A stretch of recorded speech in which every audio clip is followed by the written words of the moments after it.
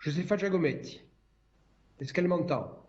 Vous m'entendez, Monsieur le Président? Oui, je vous entends là, oui. Oui. Merci. Merci, Monsieur le Président. Alors, quelques éléments de réponse.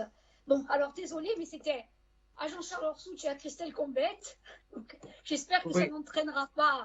Donc à Jean-Charles Orsucci dorénavant. Oh, non, non, mais.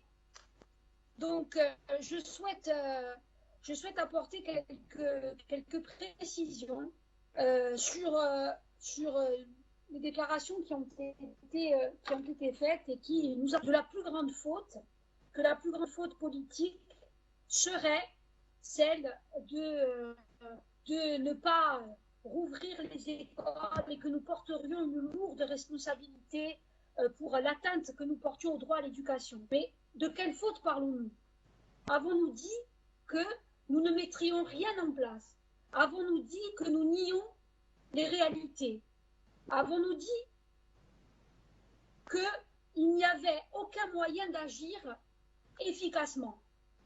Le ministre de l'Éducation nationale française lui-même a rappelé, et Pedro Anton Thomas l'a précisé tout à l'heure, que ce qui avait cours depuis 3 semaines, c'est-à-dire le volontariat très limité, il a d'ailleurs même précisé que ce volontariat limité et ces rotations obligatoires obligeaient à ce que certains enfants soient refusés.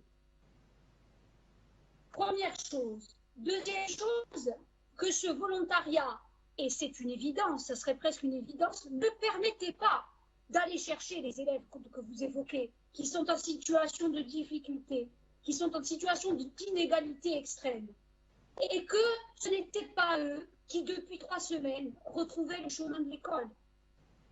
Et ensuite, il y a une réalité aussi qu'a évoqué M. Posse-Dibord. Moins de 10% d'ailleurs, moins de 10% ont manifesté leur souhait de revenir à l'école.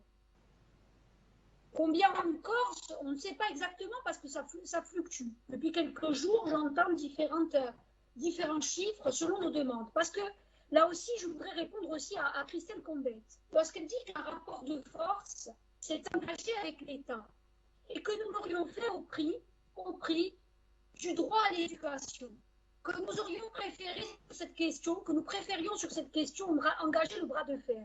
Alors, là aussi, moi, lorsque je lis des déclarations qui sont tout de même inédites, et je ne suis pas la seule à l'avoir remarqué, inédites de la part d'un fonctionnaire d'État, d'une fonctionnaire d'État, sur le commentaire que l'on porte sur la décision d'une assemblée souveraine. Bon, passons.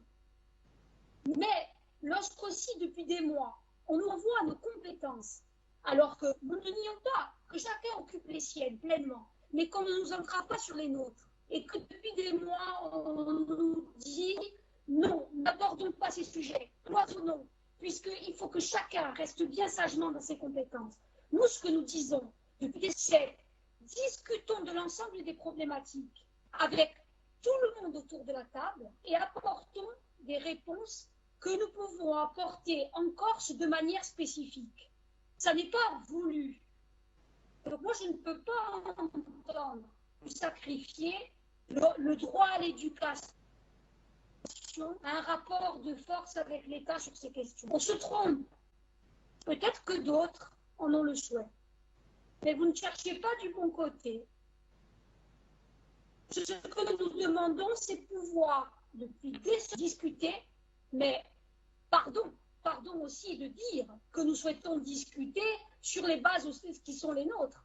Nous avons en charge des intérêts matériels et moraux des Corses, nous faisons des propositions, nous essayons d'avancer, et là aujourd'hui on nous renvoie un rapport de force que nous aurons instrumentalisé.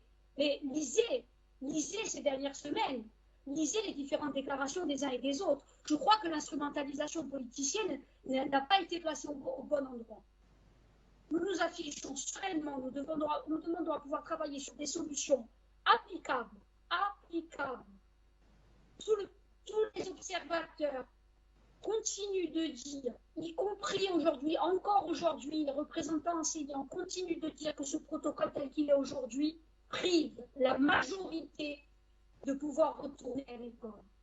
La grande majorité, et ne permet pas à ceux qui sont dans les plus grandes difficultés d'avoir le droit garanti à l'éducation. Donc, posons-nous les vraies questions, posons les manœuvres politiciennes là où elles sont, et revenons au débat serein entre nous, parce que je crois que nous partageons tous ici ce souhait, en tout cas, j'espère.